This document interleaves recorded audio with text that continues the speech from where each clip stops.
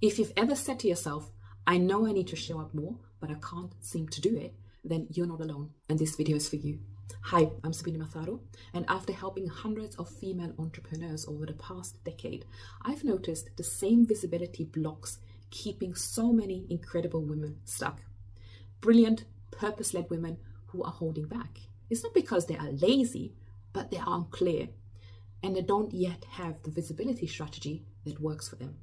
So today, I'm going to break down 7 of the most common reasons why women hide online and what you can do instead to build consistent and aligned visibility that works and feels good for you. So let's go and bust some of the myth and let's give you the power back. Okay, so reason number 1, lack of clarity on available strategies. Now, there are so many visibility options: social media, podcasts, summits, newsletters, YouTube, speaking events, you name it. And this is already getting overwhelming just talking about it. So where do we start? Well, here's the fix. Don't try everything. And that's what's going to be aligned for you. Just really think about 3 questions. Where is my ideal audience spending time? Number 2, what content do they consume? Is it videos, blog posts, or short posts? Are they more on Facebook, on LinkedIn, or TikTok? And thirdly, what are the top 3 questions they always ask me? So it's going to actually help you think about the content as well. And if you're totally unsure, go and do some research. There's some great tools out there, like you can go on Google and check what questions come up all the time, or you can go on YouTube and also search what kind of keywords your audience might be looking for, so you'll come up with some ideas and see what's happening on that platform. Reason number 2, you are using visibility methods that just don't align. Now, if you are dreading going live and being on video, or if you're dreading writing long posts, then perhaps this isn't for you. So you might want to think about what is actually for you, because visibility isn't one size fits all. So ask yourself, do I love writing? So start with blogs or newsletters. Maybe you are enjoying speaking, so pitch yourself to podcasts or online summits. Or do you prefer collaboration? What about Instagram lives, or going into summits and trainings, guest trainings in others' groups, for example? And a bonus tip, repurpose. Perhaps you are loving videos, so you start with a video and then you turn it into a blog post, or the other way around, you have a blog post and then try to create a video from it. So think about how can you repurpose the content that you're already creating and making it evergreen. Reason number 3, perfectionism leads to procrastination. Now, so many women are dreading to show up because they're not ready yet. I don't have a good day, or I need to get my makeup on. But here's the truth, there is no perfect time. There's only now. So maybe start small. 1 video a week, 1 blog post a week, 1 LinkedIn newsletter a week, or 1 email a week, right? Just one thing you can do this week to move forward, because actually what really matters is consistency. It's not that you're polished, because your audience doesn't need perfectionism. Your audience needs to know that you're also a human being, that you're also making mistakes, and that you're also on this journey. They need your presence. You need to be seen and heard. Reason number 4, overwhelm and no plan. Now, being visible sounds all good, but then you sit down and you want to create and you just don't know what to say. So the solution is you have to chunk it down. Create perhaps a weekly or a monthly rhythm, or a theme, a topic that you want to talk about. And in order to get to that topic, we need to be very strategic, and it will have to lead back to your offers. Otherwise, why we're creating content? So there are 5 steps. Step number 1, journal or brain dump ideas for the month. You can just use something like Loom or some sort of recording tool on your phone and just brain dump and talk to it. Of course, you can also type it up.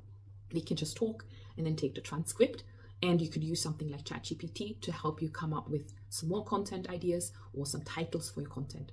Step number 2, map out 2 to 4 strategic content pieces. That's going to lead to your offer, as I already said before. Step number 3, write the copy, record the video, or outline the post, and you could use something like Loom to use a transcript that you had brainstormed, and then you could also use ChatGPT to help you with scripting.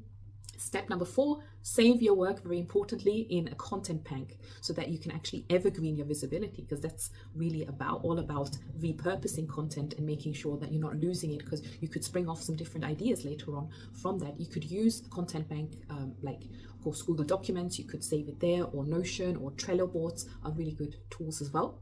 And step number 5, schedule creation time on your calendar. So make sure you have the time to create. And I would add one more step, which I actually forgot. I'm thinking, well, make sure you post it, and you make sure that your content is being distributed, and that you don't just create and then you don't put it out enough. You don't post it in all the places that you know you could post it.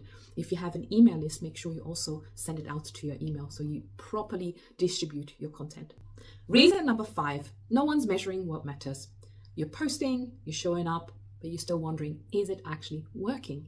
Now, without tracking, it's very hard to see the growth, and this could lead to frustration and giving up. So simple things to track are: how many people saw your post and engaged? Which pieces of content led to DMs, replies, or signups? And how often are you actually posting each week? Are you being consistent? Celebrate small wins, really important. One reply, one new connection, or this really spoke to me. Right? Comment, it really matters. And remember, and maybe create more content around these items. Keep a simple tracker. It could be just a Google sheet, just to build awareness for yourself and keep up the momentum. Reason number 7, tech hangups are freezing you. Well, you might think you need fancy cameras, editing software, perfect design, but really what you just need to do is just start. Now, here are a few simple ways you can just start without having all these fancy things. For example, video, you could use the free Loom version to create a video. You could just use Zoom as well, or the phone, as I'm using right now. I'm just using my phone camera and taking a video. You can use ChatGPT to help you brainstorm ideas for content, and post on LinkedIn or send short email to your list, as in like a simple way to distribute your content. Now, remember, tech is only here to support you and shouldn't really be a roadblock. So start simple and then build up over time. And here you have it, the 7 of the most common reasons why women hide online. And it's definitely not because they don't care. It's because they feel stuck in perfectionism, misalignment, and strategy overwhelm. I get it. I've been there myself, but the solution is simpler than you think. Pick one platform, one way to show up that feels aligned, and one plan. Stick with it for at least 90 days and track progress. Remember, visibility is a practice. It's not a performance. Now, if those reasons have resonated with you and you would like to learn more about how you can boost your visibility and the strategies behind it, I'd love to invite you to my upcoming Evergreen Visibility Booster workshop. I'll leave the link below this video. And of course, let me know in the comments which of these 7 common reasons really resonated with you. And I look forward to hearing your thoughts as well. Take care. I want to see you soon.